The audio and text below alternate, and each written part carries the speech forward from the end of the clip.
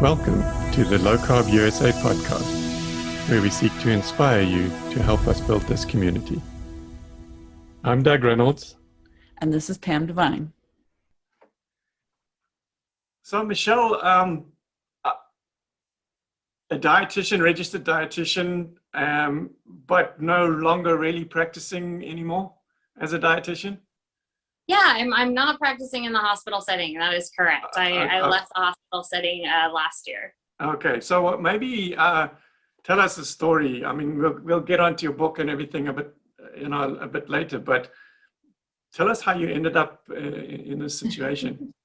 Yeah, it's kind of a long story, so I'll try to give you the Reader's Digest version, but just really briefly. So my story really starts when I was 12. I had a very serious eating disorder. I was diagnosed with anorexia. I was almost 5 feet tall, about 57 pounds, so really sick. I ended up in inpatient treatment, and that was my first interaction, as a 12-year-old with a dietitian.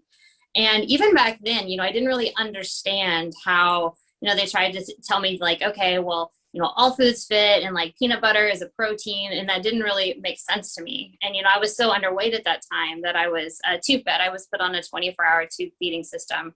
And the ingredients that are in the tube feeding back when I was 12, so over 25 years ago, are now still the same ingredients we use today. Most people, like if you're in a car accident or you're tube fed, the ingredients are maltodextrin, corn syrup, soy protein, these really not high quality, can be damaging ingredients. So throughout my entire life, post eating disorder, I suffered with pretty severe anxiety, bouts of depression.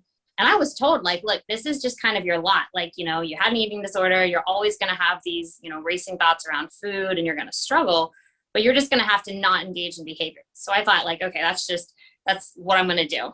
And then I became an endurance athlete, became a marathon runner, and then I decided to become a dietitian. And when I entered the dietetic internship, I would just ask questions. I would just say like, hey, I don't understand. Like, if this person with diabetes, like, if they can't tolerate carbohydrates, why are we giving them so many carbohydrates and then giving them insulin? Wouldn't it make sense to just give them less? And so I was kind of immediately pegged as this like difficult dietitian student. But you're new, you're a student. I wasn't necessarily trying to challenge the system. I didn't understand. And like I said, when I discovered, when we went to the ICU, you'd look at tube feeding ingredients, and I was like, oh my God, this stuff hasn't changed since I was a child. Like we're still feeding people, sugar and corn syrup, like after an accident. Like I would ask questions. I would say, is this the best way? Like, is this really a good idea? And as I continued to practice, patients just weren't getting better. We were told to prescribe these consistent carbohydrate diets. Heart healthy diets are considered low fat, low salt. And, patients rarely complied with diets. That's another thing. Patients would often say, I'm hungry. I can't comply with this diet. Patients, always had family sneaking food. I had one guy, who just had a leg amputation from diabetes, and wheel himself down to the cafeteria in a wheelchair to get a donut. Also, we don't take sugar or carbohydrate addiction seriously. Like that is, if you ask most health professionals about that, they'll say that doesn't exist. That's a myth, And so I had all these questions, and I was frustrated and I was angry because I was like, this isn't making sense. But in my own life, I was eating a relatively high carbohydrate diet because I was a distance runner. And so I thought like, okay, well, everybody needs carbohydrates. Maybe they just need less carbohydrates. So it wasn't really until 2019. In 2019, I was trying to qualify for the Olympic trials in the marathon. So to do that, you have to run under 2 hours and 45 minutes. And my fastest time was 2 hours and 54 minutes. So I bumped up my training, and it just seemed like within a few months, my running kind of fell off a cliff. Like I could go, before for 10, 15-mile runs, and I'd go for 2 or 3 miles, and I was breaking out in cold sweats. I was getting all these weird muscle aches and pains. I was waking up in the middle of the night with muscle spasms. I went to my doctor, and the only thing that she found was I was low on magnesium. She told me to eat some spinach, and I was also suffering with more anxiety. And so, yeah, my doctor said, eat more spinach and we'll get you on an anti-anxiety medication. That was her, that was going to fix everything. And I knew that wasn't right. So I reached out to a few sports dietitians and said, like, look, I don't know, what am I doing wrong? And at that time, I was eating about 350 grams of carbohydrates a day. I know that might make you die a little bit inside, right? And both dietitians that I reached out to said, you need to eat more carbohydrates more often. And so I tried that. Like, all right, let's do 400, let's do 450. And it got to the point, kind of the end moment for me, kind of the come to Jesus moment, if you will, was I came home from work. I was just having a terrible day. I fell asleep early. I woke up at like 2 a.m. and my muscles just felt like they were on fire. I don't know any other way to describe it. And so I drove to 7-Eleven and got a bunch of ice and I put it in the bathtub, and it's like now 3 a.m. I'm sitting in ice, I'm crying. And then my wife came in and was like, maybe you should do something different. And, like many people that are struggling with nutrition or with anxiety, I just said, I'm done. I'm too old to run. I'm giving up. We need to move on. So I decided at that point, I would no longer be a competitive runner. And, I have intuitively knew, and I kind of wonder if a lot of people don't kind of know this, that carbohydrates didn't make me feel good. But I thought I always, just there's so much indoctrination as a dietitian. Like, you have to have these. So I just decided I was going to go on a ketogenic diet. Like, all right, let's just give this a minute. And then when I was doing some research, I was just shocked at how many case studies we had, like clinical trials about low carbohydrate diets and diabetes. And I was like, well, why hasn't anybody taught me this? I was never taught that as a dietitian. And then I saw case studies and anecdotal reports about mental health. And I was just like, my mind was kind of blown. Like, I kind of went down the rabbit hole. Like, I've got to learn everything about this. And so I ended up deciding to adopt like a pure carnivore diet for 30 days, meat, fat, water, salt. That was it. My wife is not thrilled about this at first. This is restrictive. This is going to be bad for you. But, I've said before, I noticed right away that my hunger was better. My muscle pain got significantly better within a few weeks, but I wasn't running. So I thought, okay, well, I'm not running.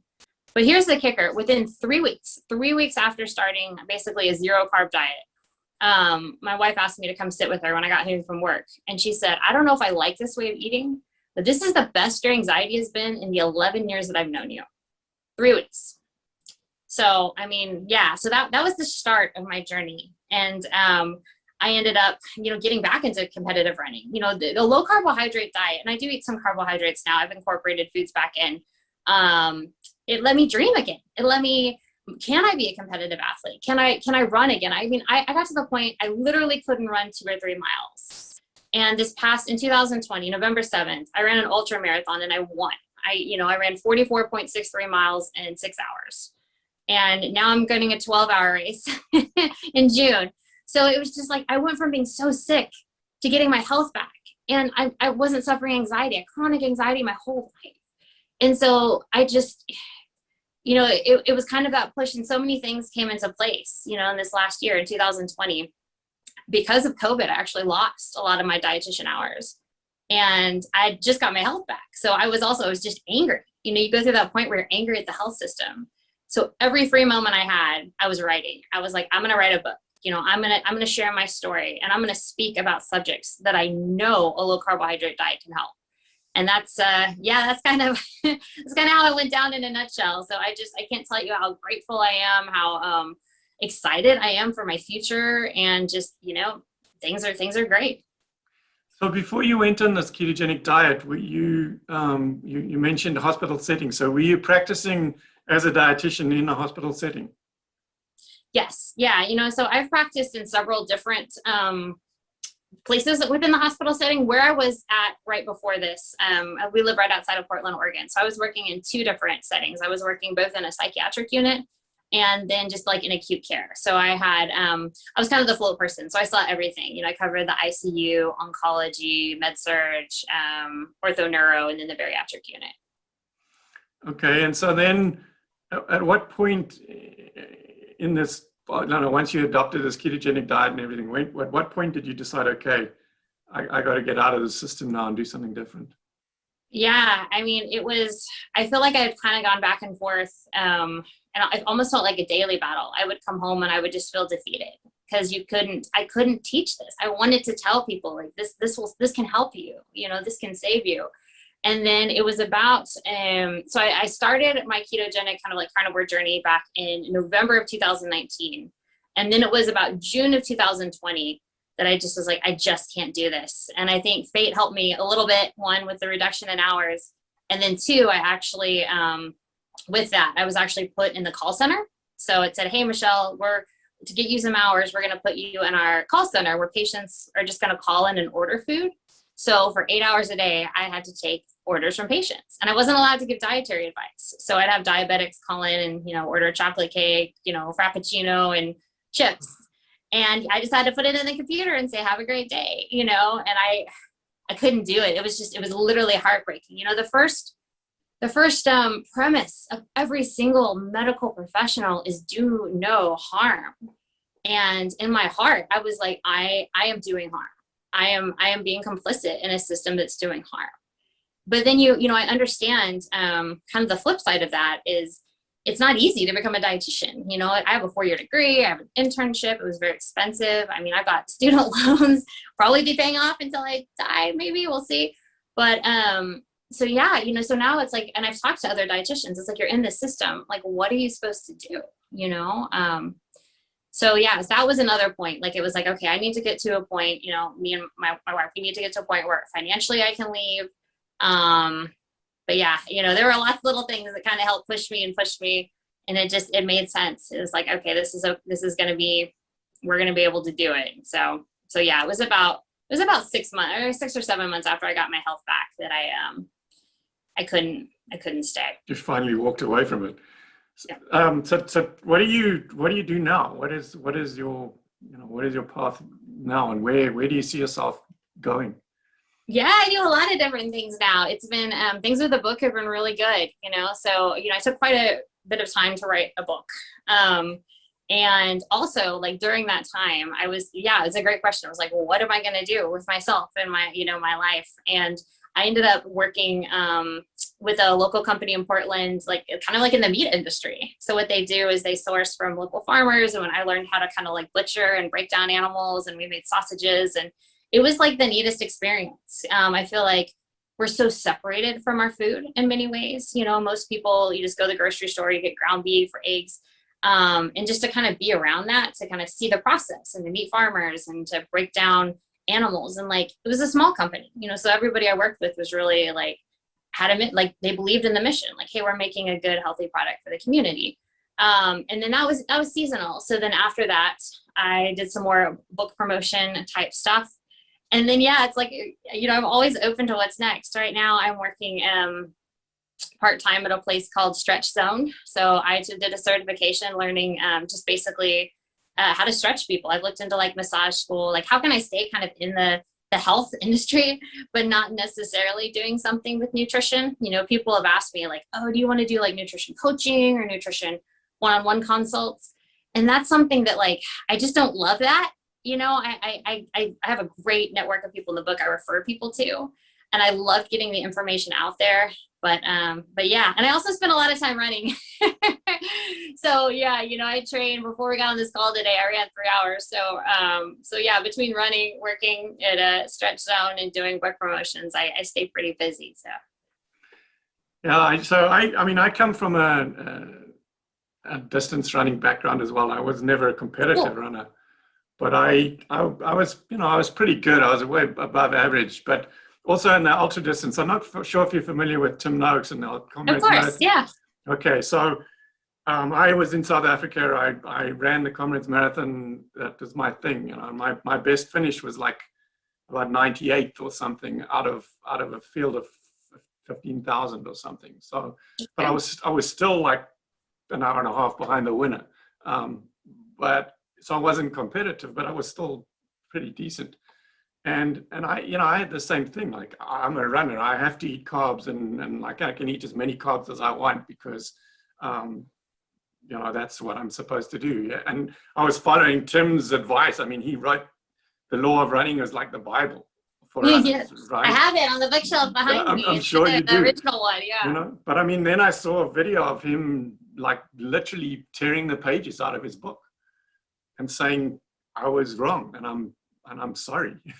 and I'm going to revise this book, and I'm going to spend the rest of my life trying to put this right. That the damage, he feels responsible for inflicting damage on people, like you said, like you feel like you're actually doing them harm.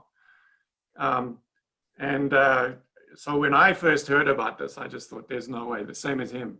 But once you actually start doing it, like you mentioned, like within a couple of weeks, like everything turned around.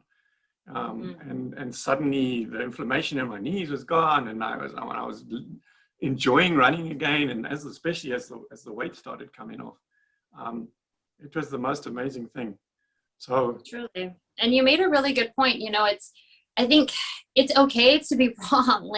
I feel like we're all doing our best, right? But I feel like now, like, we have so much information. Talking with Dr. Eric Westman, like, low carbohydrate diets, we have more clinical studies on low carbohydrate diets than any other diet out there, showing it's safe, it's effective, it's sustainable. Like, what I would like to see is people just say, like, look, this is wrong. Our recommendations are not working. So we need to be open and willing to change. Yeah, but you bring that up. I mean, the US dietary guidelines. I don't know if you're familiar with the whole story about trying to get a low carb, what do they call it? Like not a pathway, but an eating pattern, at least recognized in the dietary guidelines. And I mean, I was part of a group of low carb people that went to their presentations where you could make live presentations. You get like 3 minutes to say your piece, and we all went and talked, and it was like the guys on the stage were just like doodling and stuff. They weren't even listening to us. And when they came out with the latest guidelines, like very recently, there was a statement in there somewhere, I'm told, I haven't actually seen it myself, but there's a statement there apparently that says that there's no low carb, advice or whatever in these new dietary guidelines, because there is no evidence showing that the efficacy of this. That is the most. See, that's not a lie. That's not true. And this is you're gonna get me so fired up. It really, and I would encourage, I always tell people that are listening to podcasts that I'm on, or come to my channel or read my book, like, you have to use common sense. And unfortunately, we live in a capitalist society, and there's a lot of corruption. And if people follow a low carbohydrate diet, a lot of people, I would say 90 to 95% of people, whatever chronic illness you're dealing with, you will get better. There is hope. But unfortunately, in the medical industry, it's an industry. It's a profit-based industry. If I heal you, I lose you as a customer. I lose money. And the same token, I can't kill you. You're not going to come in for, an amputation, and most of the time you're not going to die. But I have to keep you chronically sick, chronically depressed in order to keep you as a customer. And so it's really sad, corrupt system. And I'm not trying to, no healthcare provider I've ever met, doctor, nurse, we don't go into it being like, I just want money and to hurt people. But the system is set up that way. It's set up to keep patients sick and to keep, providers just kind of in this wheel. And so that's just, that statement is not true. But, the people know, like these big companies, the Academy of Nutrition, the governing board of all dietitians is sponsored by Frito-Lay, PepsiCo, General Mills, Splenda. They know this isn't, if we adopt this way of eating, if we get back to a primal eating, if we get back to the way humans were supposed to eat, they're going to lose a lot of money. They're going to lose, they're not answering to public health. They're answering to their shareholders.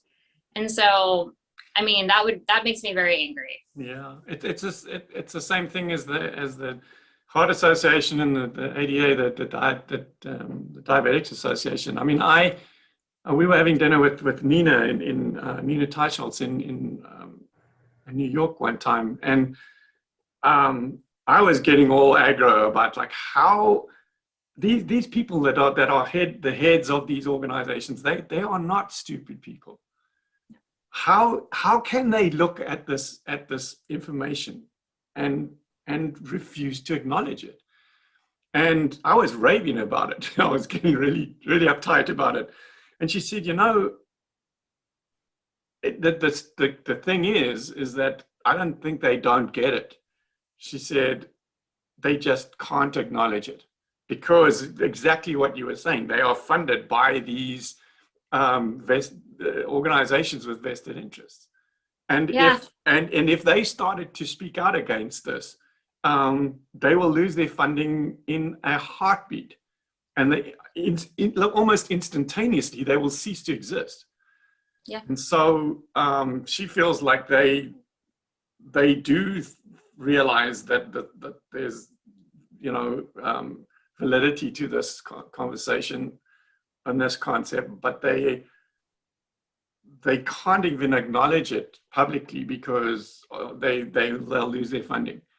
And sounds like it's in the dietitian's space, yeah, exactly the same. It truly, and I mean, unfortunately, a lot of dietitians I've talked to are very indoctrinated. I mean, many people believe that everybody has to have carbohydrates because that's just what we've been taught over and over and over. And I think there's a little bit of cognitive dissonance. Once you get in the system for a while and you just constantly see people getting sick and dying and not getting better, it's really hard to like look inside yourself and be like, this isn't working. Because if this isn't working, then what I'm telling you to do is wrong. And then, if you can't have those honest conversations with yourself, I mean, it's hard to have. I mean, I had to be like, oh my God, this advice that I've been giving is wrong. It's hurting people. And, I imagine most dietitians couldn't keep doing what they're doing if they really knew it and internalized it. But the people at the top, they know. Oh yeah, they know. I mean, that like you said, there's so much money in it. A lot of even continuing education. I mean, the whole concept of moderation. I believe, is it's designed to keep people kind of sick, and it's arbitrary because what does it mean? Is it once a day, once a week, twice a day? And like food companies know that, we can't moderate processed carbohydrates. When you eat processed carbohydrates, you get that blood sugar spike and crash. They can actually shift neurotransmitters in your brain. You want to keep eating them. They're designed to be hyper palatable. But yeah, they fund this dietitian education. Like, oh yeah, it's fine. Just tell them to eat our products in moderation. Tell them to have a Coke in moderation. And so it's like, it's a really corrupt, really difficult system. And I've also seen it, interestingly, in the 11 years that I was there, I've seen more and more we're trying to, I don't want to think of a good way to say this, almost coddle patients to some degree, as opposed to like speaking the truth. And when I say that, what I mean is opposed to saying like, hey, you know what? You need to cut out carbohydrates and sugar because it's harming you.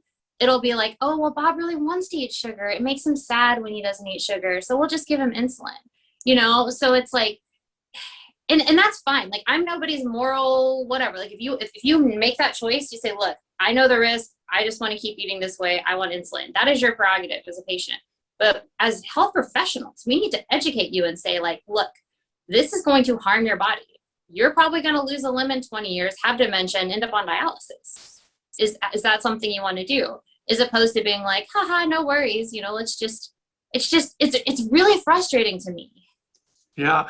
I mean, even for patients that are on insulin and taking it correctly and whatever, they still will quite likely end up suffering at least one, if not many of these side effects of diabetes and stuff. Yeah. It's like I feel like it needs to be like smoking. I feel like we'll have arrived in terms of our mission and that when this whole thing is like smoking, where everybody knows now that smoking is really bad for you. Everybody knows that you're going to get cancer. Everybody knows, or very likely to get it. And that's how, from when you're a tiny child, that's how what you're taught now. Yeah. People still smoke. Like you were saying, people, they have the right to make that choice, but it's like an informed decision now. They're saying, okay, I know this is going to kill me, but I'm okay with that. I'm going to smoke anyway because I like it that much. That's their choice. We also regulate that, as a society, we regulate things like that. So if you're going to kill yourself, it's going to cost you a lot of money. If your parent gives this to you, we can throw them in jail. Yeah, but correct. Plus, we charge them a bunch of money for it, and we get a bunch of taxes out of it. So if you're going to kill yourself, at least let us get some revenue from it before you die. That's a bit macabre, but anyway. What was I going to say? So yes. So to go back to this, it was like, that's how I feel like we need to get with this lifestyle intervention, dietary intervention conversation, where from the time you were born and little until you could understand, from the time that you can understand stuff, you understand that especially chronic excessive carbohydrates are bad for you. They're poison, and you're gonna. And it's like smoking. It's such a long thing. It doesn't look like eat some carbs and you're going to see those effects immediately. It's over 30 years, 40 years sometimes, but later in life, you're going to suffer from that. Well, these bunch of different potential things that you're going to suffer from.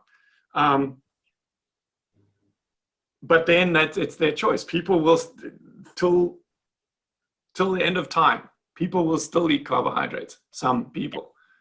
But it's the same thing. It's an informed decision. It's like, okay, I like them. I don't care that they're going to make me sick. I don't care that I'm going to get diabetes.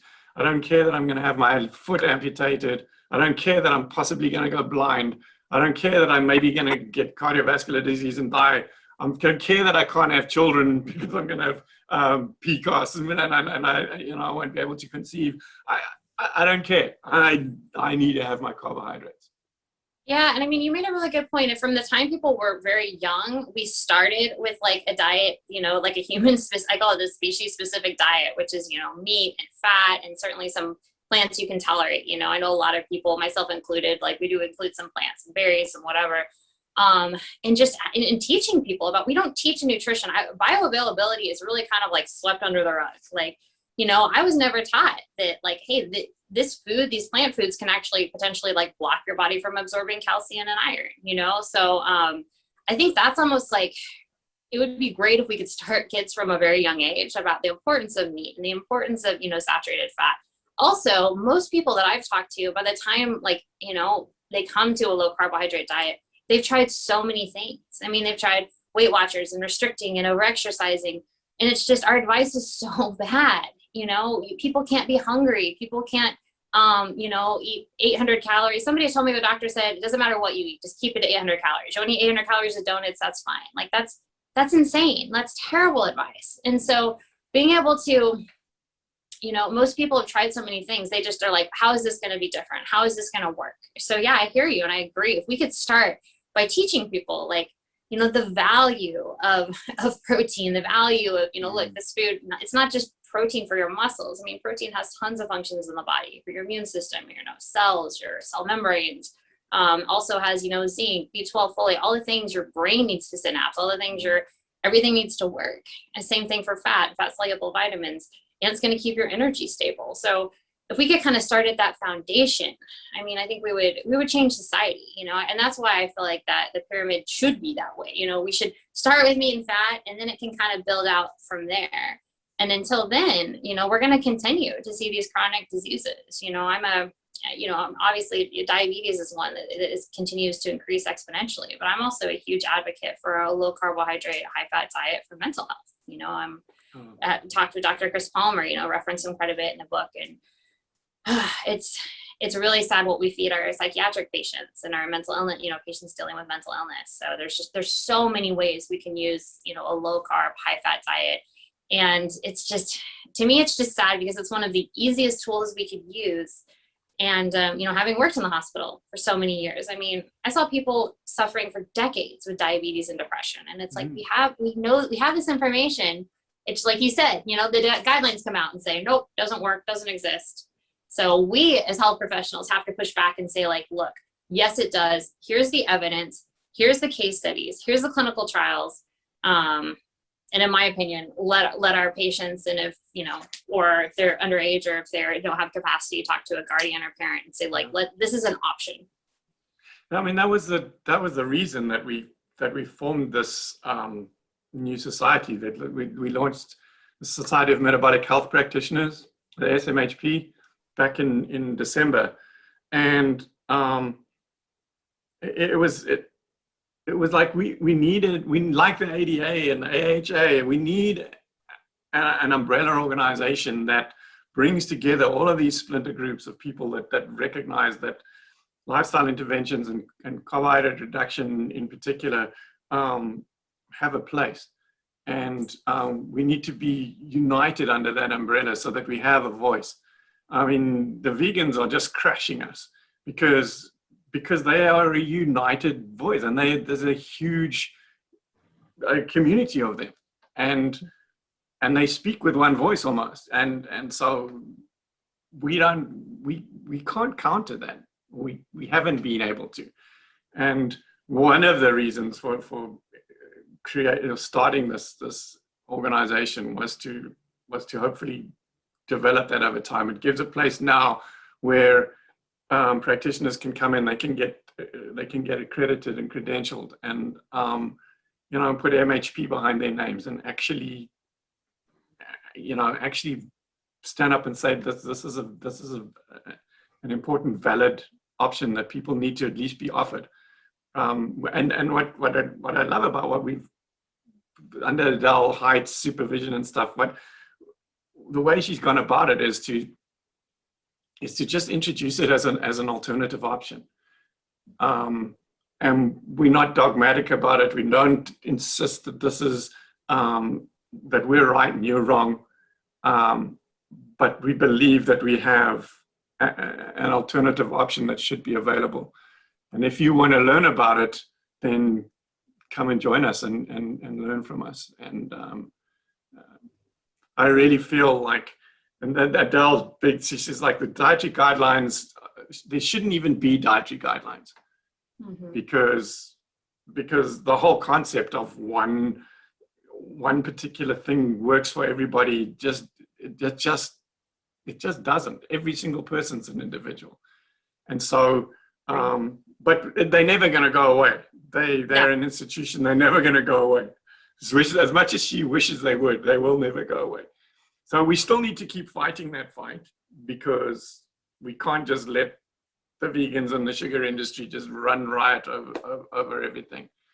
Absolutely. But at the end of the day, I really feel like the change is going to come from people like you and other practitioners that acknowledge this and start working with their patients at grassroots level.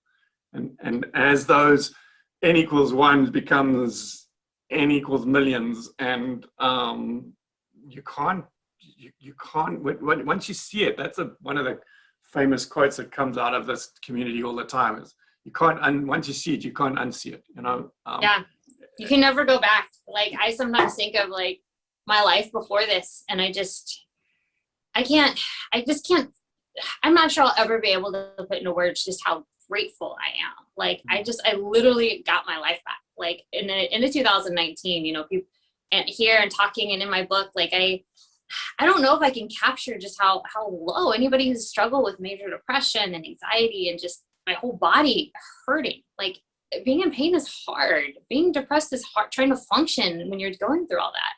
And like, to get that back so quickly, to like become a healthier, happier, functioning human, like you can just show up in the world. And like, I remember I was still working in the hospital, and a dietitian was like, well, how long are you going to follow this low carb, nonsense? And I was like, what? Like, this, or they thought I was doing it just for my running. I'm like, this gave me my life back. And also it's so strange, because it's like, I eat delicious food. I'm happy. I sleep better. Everything in my life was better.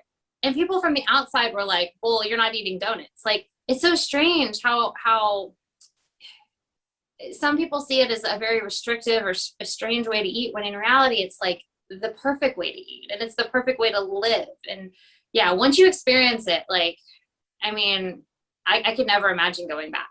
And, I shared earlier that, my wife was not excited about this when I first tried it. And then she saw the major change in me. And then, she joined me. And because it was like, okay, well, you're a million times better. Why don't I try this? And like, what do you know? She feels better. And it ripples out. You know, that would be my goal. Like you said, I want to keep fighting the nutrition guidelines. I will throw a party. We'll all have steaks the day, you know, if they actually embrace the low carbohydrate diet. But that might not happen, you know? So I think we as practitioners and as, you know, medical people, and even if you're not in the medical profession, just continuing to share your story and to advocate. Because I think when we share our stories, just, you know, authentically, honestly, I mean, that just gives people hope. One, people desperately need hope, but it also gives people like almost permission, like, okay, well, she tried this and she didn't die, you know, she's doing okay. She actually looks like she's doing really well, and gives people hope to change, you know, like this could happen. I could be a better person. I could be a happier person. So yeah, that's a long way of saying you can't unsee it. Yeah, no. So I just hope that part of what you do with yourself in the future is to get involved as much as you can in the education side of things, and trying to help people understand why they need to consider this as an option, because that's the more different angles that people can come from. Everybody's got a different perspective on stuff. So the more that we can get people like you to tell their story and help educate people about why they should at least take a look at this, that's how we're going to win in the end, I think. So yeah, I mean, through Low Carb USA, we've got conferences and education stuff that we do, grand rounds and that in the SMHP. Hopefully we can get you involved in both those organizations to do, you know, some talks and lectures and help inspire people to take this on. I would love that. Yeah, you just let me know and I'll make it happen.